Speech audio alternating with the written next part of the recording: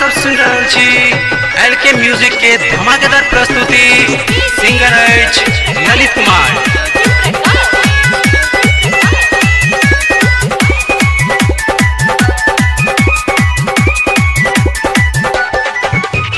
चढ़ते चैत देखू ये सजनी गेहूं जाक कटली।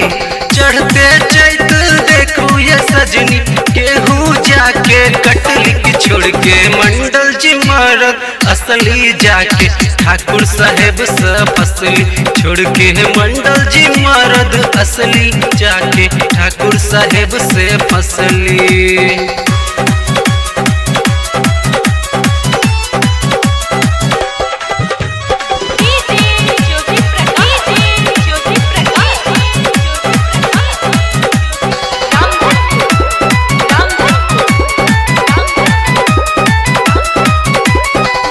नीक जे न लागै छी अहाँ चंदा चकोर सन।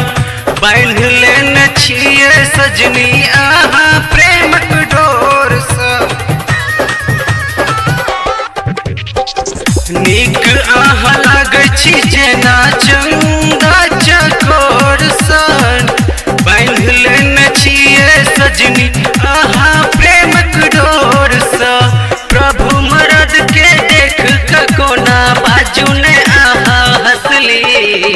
प्रभु मरद के देख कोना बाजू ने आहा हंसली की छोड़ के मंडल जी मरद असली जाके ठाकुर साहेब से फसली की छोड़ के मंडल जी मरद असली जाके ठाकुर साहेब से फसली।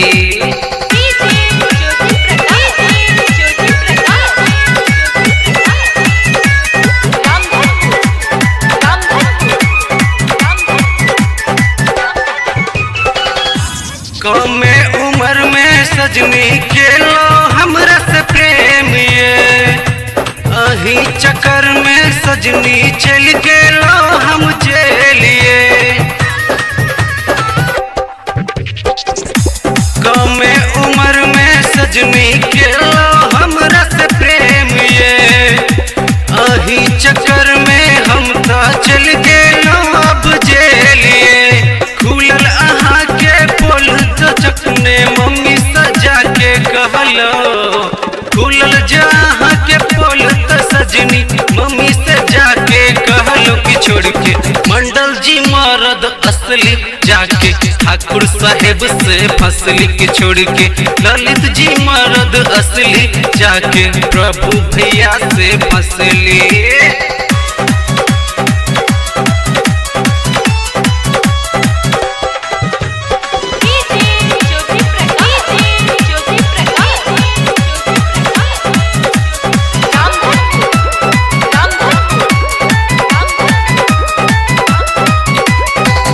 प्रेम हम केने छलौं मिस्र जी से डर के। देखू ये भैया आँख मरलक इहो चाप के। प्रेम आह केने छलौं मिस्र जी के डर के। देखू ये भैया आँख मर देलक ई चाप के। चढ़ते चैत बाजून सजनी गेहूं जाके कटली। चढ़ते चैत बाजून सजनी गेहूं जाके कटली छोड़ के सुमित जी मरद असली जाके ठाकुर साहेब से फसली। छोड़ के विनोद जी मरद असली जाके बिपिन भैया से फसली।